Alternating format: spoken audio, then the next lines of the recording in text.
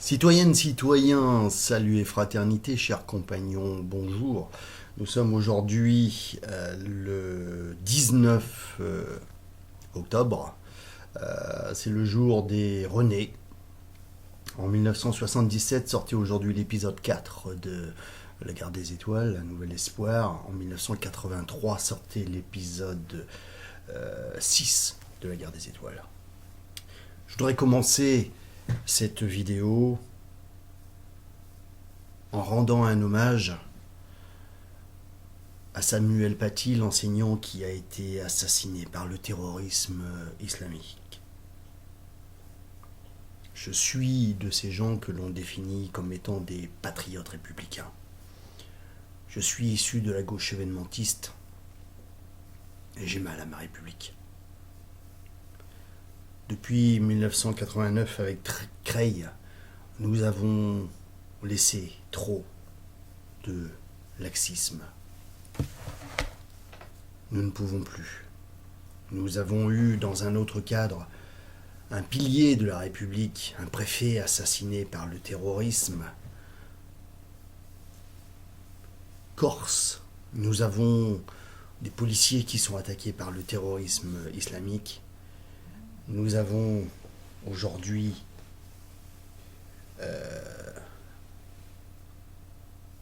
un des piliers, un représentant de la République, un des hussards de la République, qui a été assassiné par ce terrorisme islamique.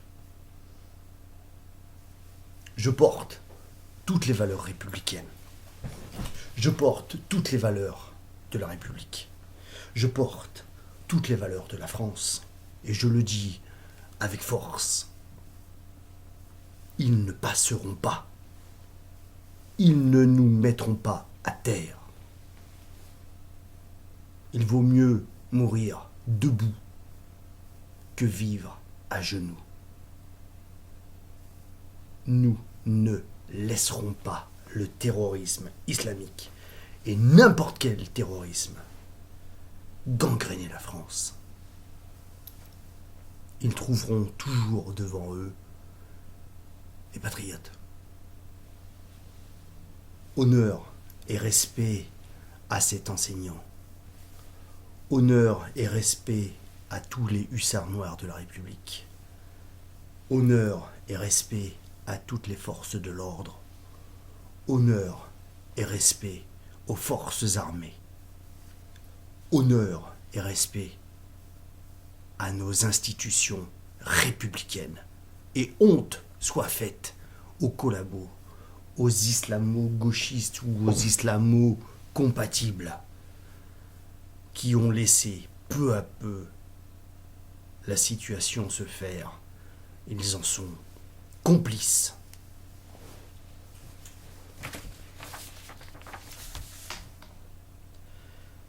Chapitre 68, les mûriers, les magnaneries du Dauphiné. C'est Le Tour de la France par deux enfants, écrit par G. Bruno, une lecture par votre serviteur Grégory Baudouin. La maxime du jour, que de richesse due à un simple petit insecte. Le ver à soie occupe et fait vivre des provinces entières de la France. Pour achever de distraire Julien de ses pensées tristes, André lui fit remarquer le pays qu'il parcourait. Il faisait un beau soleil d'automne, et les oiseaux chantaient encore comme au printemps, dans les arbres du chemin. « Ne remarques-tu pas comme il fait chaud ?» dit André. « Le soleil a bien plus de force dans ce pays-ci. Ce que depuis Valence, nous approchons du midi. Vois, il y a encore des buissons de roses dans le jardin. » L'enfant, jusqu'alors plongé dans ses réflexions, avait marché sans rien observer de ce qui l'entourait. Il leva les yeux sur la route et il remarqua à son tour que presque tous les arbres plantés dans la campagne avaient leurs feuilles arrachées, sauf un ou deux. Sur ceux-ci, de jeunes gens étaient montés qui cueillaient une à une des feuilles vertes et les déposaient précieusement dans un grand sac. Ils le refermaient ensuite et le remportaient sur leurs épaules. « Tiens, dit l'enfant, l'étrange chose. Pourquoi donc cueille-t-on des feuilles de ces beaux arbres? Serait-ce pour donner à manger aux vaches ?» Mais non, Julien, réfléchis. Tu vas trouver ce que l'on veut faire quand tu sauras que ce sont là des mûriers. Des mûriers, reprit Julien. Oh mais oui, je sais à présent, on nourrit les vers à soie avec des feuilles de mûrier. Et justement, dit André, c'est dans la vallée du Rhône, dans le Dauphiné, dans le Languedoc qu'on élève les vers pour tisser plus tard leur soie à Lyon et à Saint-Étienne. Comme nous suivons le Rhône à travers le Dauphiné et la province jusqu'à Marseille, nous verrons dans la campagne des mûriers presque tout le temps. Et ce sont des vers à soie qui mangent ces sacs de feuilles. Mon Dieu, faut-il qu'il y en ait de ces vers?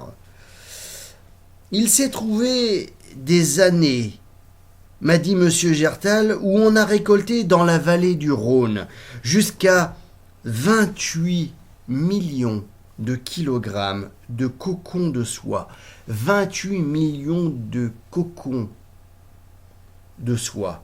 Et un cocon qui est le travail d'un seul ver pèse si peu qu'il avait fallu pour produire tous ces cocons plus de 20 milliards de vers à soie.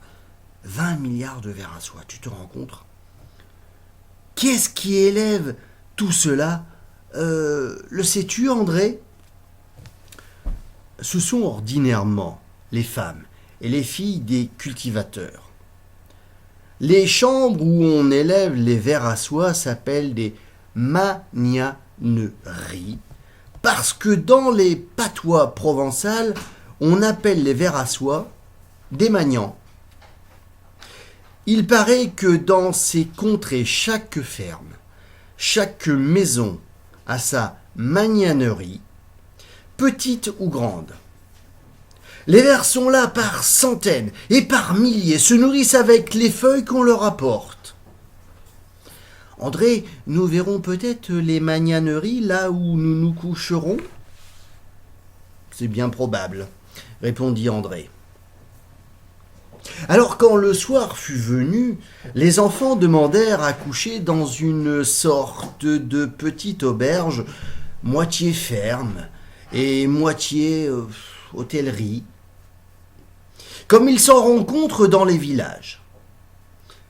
Ils firent le prix à l'avance et s'assirent ensuite auprès de la cheminée pendant que la soupe cuisait. Julien regardait de tous les côtés, espérant à chaque porte qui s'ouvrait entrevoir dans le lointain la chambre des vers à soie. Mais ce fut en vain.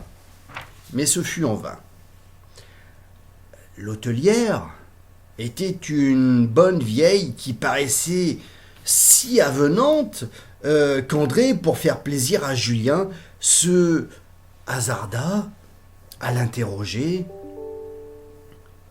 Mais elle ne comprenait que quelques phrases françaises, car elle parlait à l'ordinaire, comme beaucoup de vieilles gens du lieu, le patois du Midi.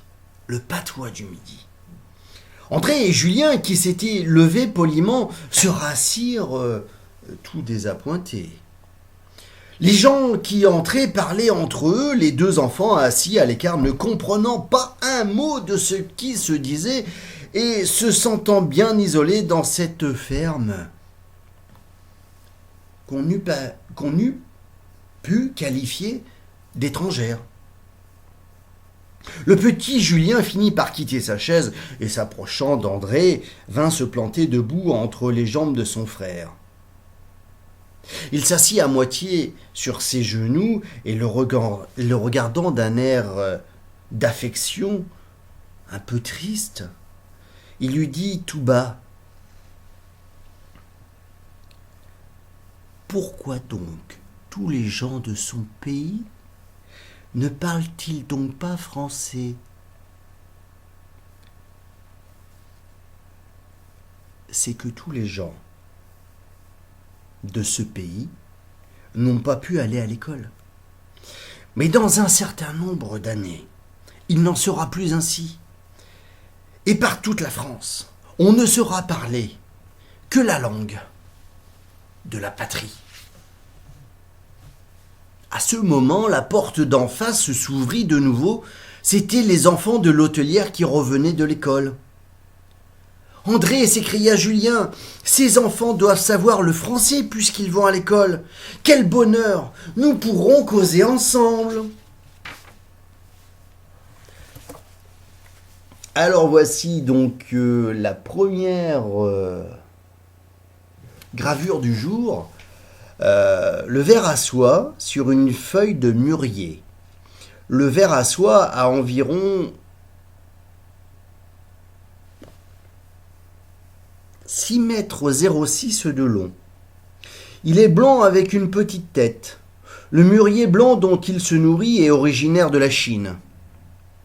On a pu l'acclimater dans le midi de la France et même dans certains points du centre comme la Touraine. Cet arbre s'élève à 8 à 10 mètres de haut dans nos climats et jusqu'à 20 mètres dans les climats chauds.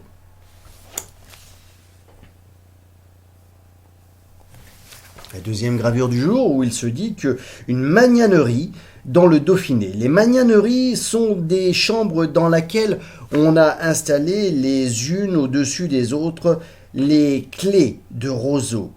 Les œufs des vers à soie sont placés sur ces clés et pour qu'ils puissent éclore, on chauffe les chambres. Souvent, les magnaneries sont mal tenues et trop petites pour le nombre de vers qu'on y entasse, ce qui a amené dans les dernières années une dégénérescence du ver à soie. Voilà, c'est tout pour aujourd'hui. Demain, le chapitre 69, les 2 videuses de cocon, les fils de soie, les chrysalides et la mort du ver à soie. Comment les vers à soie ont été apportés dans le comtat venessin. Venessin. Je ne connais pas. Voilà. D'ici là, encore une fois,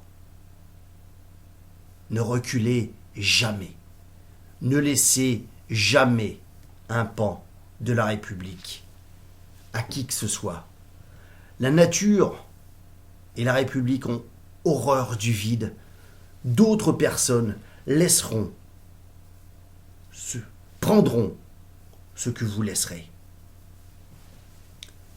Vigilance et persévérance à tout moment. Vigilance et persévérance pour la patrie, pour la nation, pour la République et pour la France. D'ici là, partout, par le ciel et pour tous, que la force soit avec vous. Salut, vive fraternité, et que vive la République. Honneur et respect.